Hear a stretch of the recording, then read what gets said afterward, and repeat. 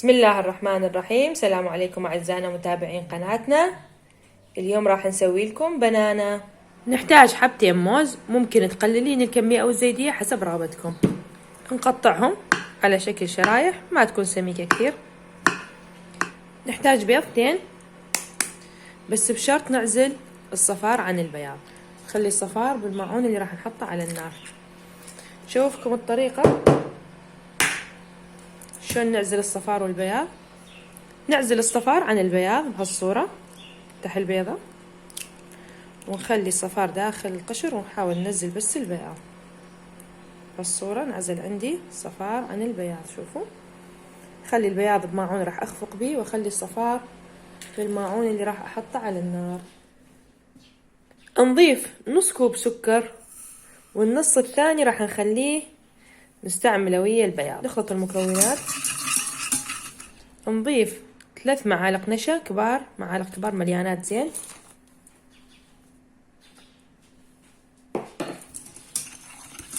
نضيف 3 اكواب حليب سائل، فانت اذا عندك حليب سائل او ممكن انت تحضريه. الكل كوب مي تخلين 3 معالق حليب طوز.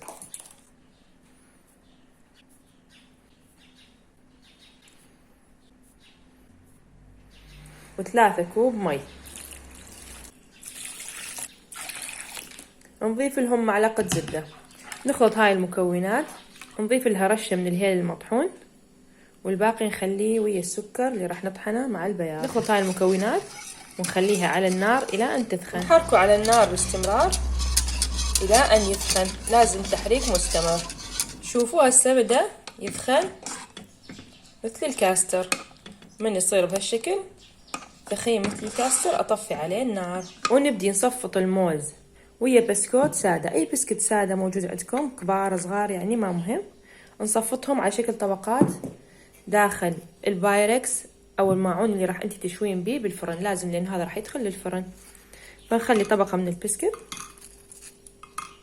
ونصب فوقاها من هذا اللي احنا سويناه، طبقة بسيطة. هسه نخلي فوقاها طبقة من الموز،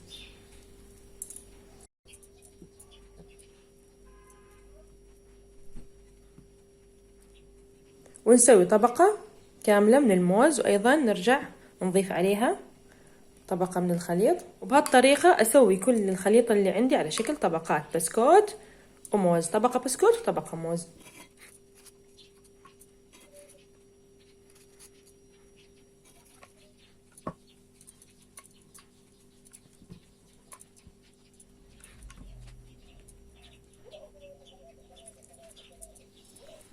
شوفوا حبايبنا، هاي صارت عندنا الكمية اللي عندنا كلها سويناها.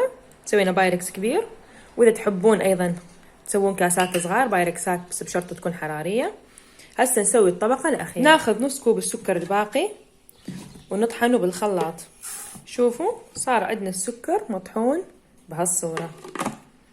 هسه ناخذ البياض اللي احنا عزلناه، ونضيف له رشة الهيل الباقية،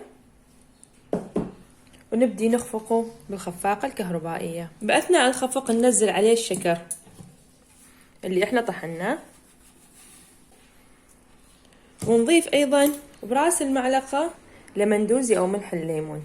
شوفوا، ونضيف له ايضا معلقة من النشا، ونخلطها ايضا نكمل الخفق.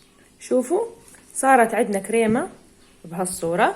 هسه هذه راح نسويها طبقة فوق البنانة اللي عندنا، نصبها بهالصورة. نسوي طبقة خفيفة على البنانة اللي احنا سويناها.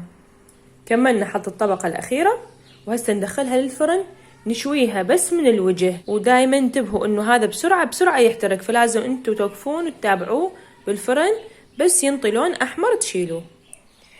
وهاي البنانة مالتنا بعد ما طلعناها من الفرن تركناها تبرد عدة ساعات، زيناها بالموز والمكسرات ومبروش الجوز، ورشينا عليها رشة من مبروش الكاكاو. إذا حبيتوا وصفاتنا لا تنسون تدعمونا بالاشتراكات واللايكات، وألف عافية عليكم.